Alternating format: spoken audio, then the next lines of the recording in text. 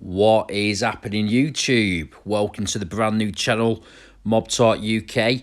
To any new subscribers that have jumped over from the Nightcrawler TV channel, I really do appreciate you doing that, guys, and welcome to this new platform. You really did help make Nightcrawler TV flourish within the small amount of time it took me to build the channel. So welcome to the new channel, Mob Talk UK. Today we're going to talk about a very interesting character from the Manchester area, Tony Johnson, also known as White Tony, who was prominent during the 80s and early 90s in the Manchester gangland scene. He had quite the reputation, and he has left, since his death, he has left quite the mark on gangland history within the Manchester crime scene. So let's delve right into the story of White Tony Johnson. If all that Greater Manchester Police to believe is true, by the age of 22, Tony Johnson had murdered one person, been present at the killing of at least two others, pulled off a string of lucrative armed robberies, made the wearing of body armour common practice within the city's gang scene, and also forced the closure of the most famous nightclub in Britain at the time, the Hacienda. Tony Johnson was, it's been described, a one-man army. Basically, Tony epitomised the new breed of young urban gangster at the time in Manchester. Tony was raised in a home that was dogged in tragedy. Tony's mother was only 15 when he was born, and neither she nor his natural father spent much time with him growing up. He was very much a neglected child. For most of his childhood, he lived with his grandmother, Winnie Johnson, in a semi-detached house in Fallowfield, South Manchester. Now, Winnie Johnson was a good woman with a very tortured soul. She had to endure a hell of a lot of heartache and tragedy throughout her life. Winnie Johnson was the mother of Keith Bennett, who was one of the young victims of the Moors murderers, Myra Hindley and Ian Brady. So when you think about it, in terms of what Winnie Johnson had to endure, one of her sons was tragically murdered by the Moors murderers. So not only did she have to bear that horrific event, she also had a grandson, Tony Johnson, who would grow up to be a gangster and also murdered. So yeah, Winnie Johnson had a very, very hard life. Bless that woman. In 1964, she watched her own 12-year-old son, Keith Bennett, head off down the street to his grand's house. That was the last time she would ever see him. Somewhere along his route, Keith was abducted, like I said, by Ian Brady and Myra Hindley, the Moors murderers. They took Keith to the windswept Saddleworth Moor, where they tortured and killed him. Keith's body's never been found to this day. Winnie kept a small, morbid shrine to her dead son on a living room wall around a framed print of the only photograph of him. It was a picture of Keith with his toothy grin, round glasses, and his shock of fair hair that he'd treacly cropped himself with scissors shortly before that picture was taken. On each side of the picture was a cross, and next to it were his spectacles with one cracked lens. He wasn't wearing his glasses when he vanished. He'd broken them just the day before. So Tony Johnson, he went to live with Winnie after his mother and father just couldn't handle him, didn't care for him. So they sort of like put him onto Winnie's hands, and Winnie, out of the goodness of her heart, took Tony in at a young age. Now, Tony Johnson was not a big lad, but he was muscular in a wiry sort of way. And he could fight. He was a very accomplished street fighter. One time, he was with a friend in the Arndale Centre when two black kids attacked them. Tony didn't hesitate. He went straight into him, and the black lads backed off. He had no fear at all. Tony left school at 16 and began work as a window cleaner and glazier, but that didn't last long. I knew he was into something shady because you don't claim dole money and drive around in a flash car, said his mother. When the police came round to search her house, Winnie knew that he was heading in the wrong direction and very fast. One day she'd had enough and asked him outright what he did. Tony replied, "Mind your own bleeding business." What she didn't know couldn't hurt her. It was better to be in the dark about Johnson's crazy life. Even so, Tony did still return home regularly with clothes for Winnie to wash. Tony was obsessive about his dress sense, and he would supervise the ironing to make sure the creases were sharp. He always wanted to look good and smart when out on the street.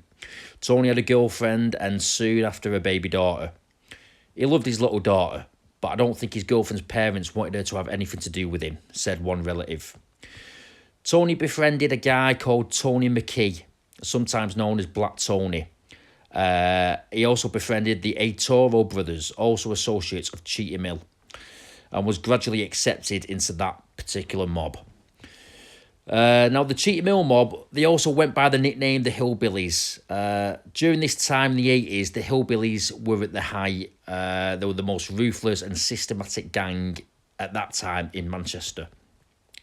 They had a number of leading figures with big reputations, yet Tony Johnson was to impress even the most hard-bitten villains within this gang. What Tony and other gang members did was to take their private war outside the confines of a small area of south-central Manchester and make it public. There was another gangster, rival gangster, called Scratch Gardner. To prove himself to the older heads, Tony one day calmly waited for his victim for half an hour in a ginnel, which was seen as being hardcore by the other gangsters. Tony killed Scratch Gardner. Johnson bragged about it to friends, and his reputation was cemented, and cemented even further, in fact, when he then became the driver and unofficial bodyguard for the Cheetham Hill leader, ferrying him around in a Ford Sierra Cosworth, which was a very highly fashionable car at the time. Other gang members were not so impressed. One gang member once described White Tony Johnson as a trainee painter and decorator one day and a gun gangster the next. This following quote comes from former gang member Anthony Stevens. He said, "One thing that the gun culture taught me was that you didn't have to be hard anymore. All the years of me breaking my knuckles on people's faces and getting my face battered all over the place counted for nothing, because all you needed was some little sneak to walk up to you and go bang, and you were dead. You didn't have to be hard to do that. All you had to have was the nerve and the bottle. It gave prominence to a lot of people who, let's take guns and weapons out of it, would have been absolutely nothings. These lads would have been postmen or whatever. But because they were game enough to pull out a firearm and use it to deadly effect, the reputations grew, and this whole thing got completely out of hand. So there is this wannabe called Tony Johnson who wanted everything the others had, and he was willing to commit any kind of madness to get himself a reputation, and that is what he did." And that quote, guys, like I said, comes from former Manchester gang member Anthony Stevens. One former Manchester police detective was in no doubt about White Tony's status in the criminal scene of Manchester. Tony Johnson was a killer. He was a hitman. He was a very nasty piece of work and very dangerous. What Tony would do, he'd swan around, he'd go into the Manchester clubs, refuse to pay, just waltz in. People were so fearful of him because his reputation was that big. Tony's audacity saw him rise swiftly within the hierarchy of the Cheetham Hill mob. Now, guys, Cheetham Hill were quite a very well-organised criminal gang. All of the members were very intelligent in a streetwise sense, and they were all acutely aware of police methods. I'd say none of the gang members were unintelligent, though they weren't particularly pleasant. They were all dangerous, nasty pieces of work, basically. And there was a strong bond between them all in terms of the drug business they ran together. There were obvious dangers in working in isolation in that game, so they knew it was much safer and more businesslike to operate in groups when plying the trade on the streets. Now, what Tony Johnson excelled in, as well as drug dealing with the Cheetham Hill mob, was armed robberies, and he committed a lot of these. In November of 1990, Tony was the driver in a raid at Mumps Bridge in Oldham. Two gunmen forced guards to drive to another location and stole £362,000 in cash. Just over a month later, Tony was again believed to have been involved in a dramatic raid at the Bassett Sweet Factory in Sheffield, in which three masked men chased payroll guards through the factory firing a shotgun. They sped off in a cloud of £5 notes, dropping 200 quid as they made the getaway, but escaping with £78,000 in cash. Tony's fingerprints were later found in a flat that the gang had hidden out in. Now, it's important to point out here, guys, that during this time in Manchester, the club scene was very prominent, and at the centre of the thriving club scene in Manchester was the Hacienda Club, which was owned by the late Tony Wilson. In Christmas of 1990, the Hacienda had recently brought in a new firm of doormen to take over the door and try and control the gang activity inside the club. It was a door firm from London that they brought in. So this Christmas in 1990, the London door firm at the Hacienda had not been working 2 weeks when Tony Johnson threatened one of them with a gun. And that was it for Tony Wilson and his co-directors at the Hacienda. They sat down on the Sunday night the following January and they agreed to close the club. There was another incident where Tony Johnson entered Peter Stringfellow's upmarket millionaire club, which was situated in West Mosley Street, Manchester. And again, this took place around the Christmas time period of 1990, where Tony was in the millionaire club. He pulled out a gun, shots were fired, where he shattered some glass doors and was shooting at the decor of the club. It was just complete insanity. With these guys on the loose in Manchester at the time. There was another incident again around the Christmas time of 1990 where bar staff at the Dry Club complained of the Cheetham Hill mob coming in and beating up revellers, beating up staff. And there was another incident where Tony Johnson entered a Pat's nightclub.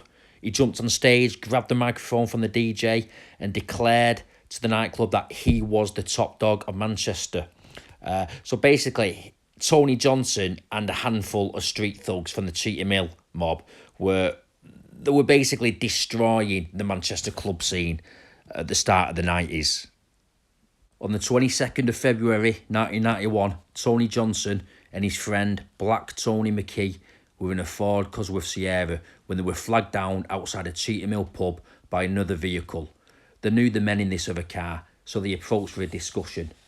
Instead, the men in the other car opened fire with handguns. Tony and McKee began to run, but within seconds, both were hit with bullets and wounded. McKee managed to keep going. Looking back over his shoulder, he saw Tony Johnson, already hit twice, struggling to escape, as one of the men from the other car fired again. The shot brought Tony to the ground. He could run no further. The two men from the other car approached him, and one put a gun to Tony's mouth. "Finish him," he said. The gunman squeezed the trigger. "As I stood there identifying Tony's body, my thoughts were about losing two sons," said Winnie Johnson, who had raised Johnson as her own kid. "I didn't know what he did, where he lived, or who he mixed with, but I always regarded him as my own son. After suffering all these years over Keith, I can't believe I must cope with another murder. I brought Anthony up as my own. It's more than any other mother should have to bear." So guys, like I said earlier, I mean, the absolute heartache and tragedy that poor Winnie Johnson had to endure in her life is just, honestly, it's just unimaginable what that woman had to bear, the grief that she had to carry throughout life. My heart really does break for Winnie Johnson, it really does. More than 200 mourners, including some of the most dangerous gangsters in Cheetham Hill, attended Tony Johnson's funeral. There were that many people there that Johnson's family, they had to abandon plans to hold the service in a chapel and instead held it in the open at the graveside in Manchester's Southern Cemetery. The management of the Hacienda nightclub, on hearing the news of Tony Johnson's murder, began making plans to reopen. 4 men sat in the dock at Manchester Crown Court in February 1993 for what turned out to be one of the biggest underworld trials in the city's history. Paul Flannery, Desmond Noonan, his younger brother Derek Noonan and Michael Sharples all denied the murder of Tony Johnson. This was actually the second trial. The first trial, which took place in the summer 1992, ended with the jury unable to reach verdicts and a retrial was ordered. The police believe that Tony Johnson's death stemmed from a £360,000 robbery he had carried out in Oldham, which I mentioned earlier in the video, guys. He carried out this robbery in Oldham with two brothers named Bolger. One of the Bolgers had allegedly left his £80,000 share of the loot with others for safekeeping. But when he asked for it, Desi Noonan told him there was only £40,000 left. Bolger said he was going to complain to the volatile Tony Johnson. The Crown alleged that Noonan then visited Paul Flannery, who was a patient in an hospital in Southport at the time, and a plot was hatched to kill Johnson.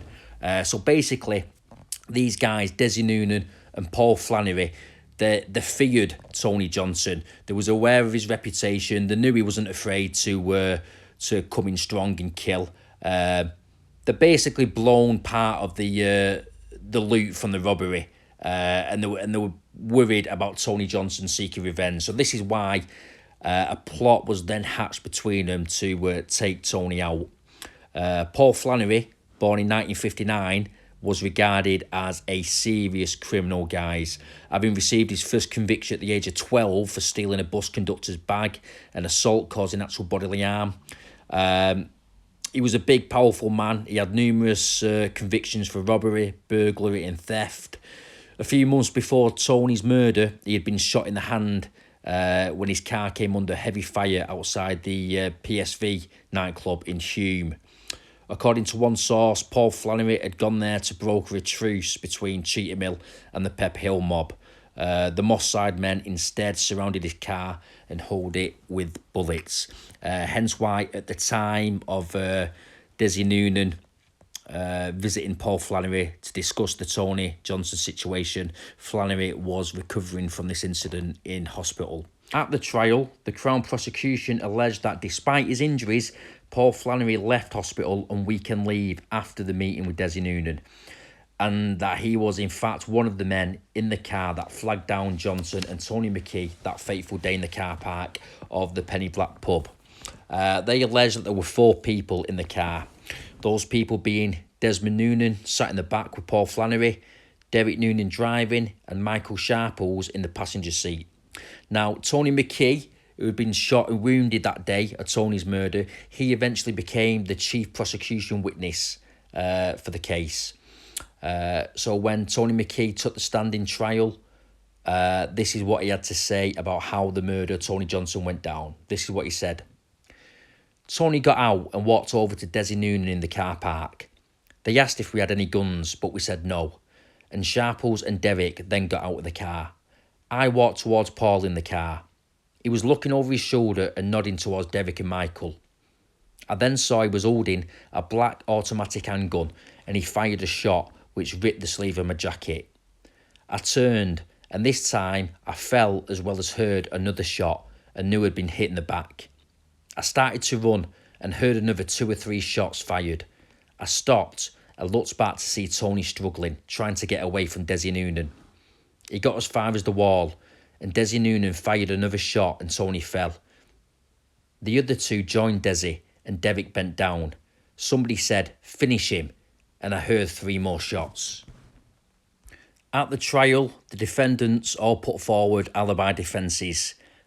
Paul Flannery said he was staying at the home of a friend on his first weekend away from the spinal injury unit at the time of Tony Johnson's murder. Desi Noonan said he was drinking in Didsbury. Derek Noonan was inside the Penny Black, not outside.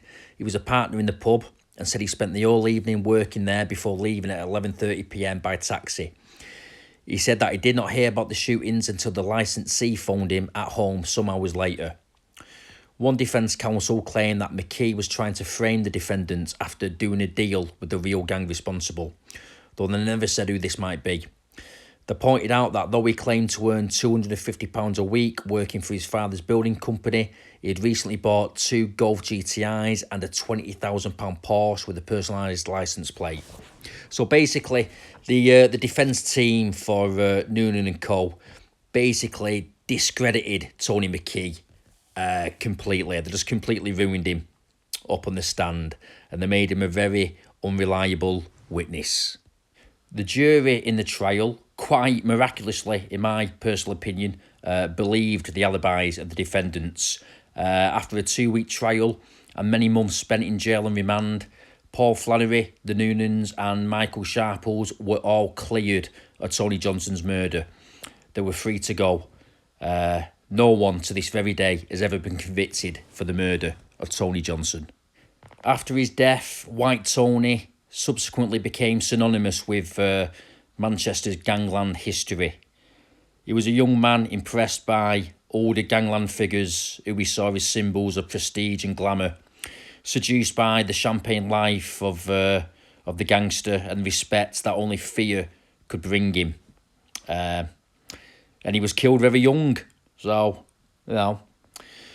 tragedy, what a way to go, what a way to live your life, what a terrible waste. His death marks the end of one chapter in Manchester's gangland history. So there we have it, guys. That is, in a nutshell, the life and story of White Tony Johnson. Very well-known gangland figure within Manchester's history books. So thanks for tuning in, guys, for this episode on Mob Talk UK. Let us know what you think in the comments below. Let's get a bit of a discussion going about the figure that was White Tony Johnson. We'll get some debates going, some good discussion. Thanks for tuning in, guys. As always, keep safe, be well, and I'll see you very soon for another episode on Mob Talk UK. Take care, guys. All the best.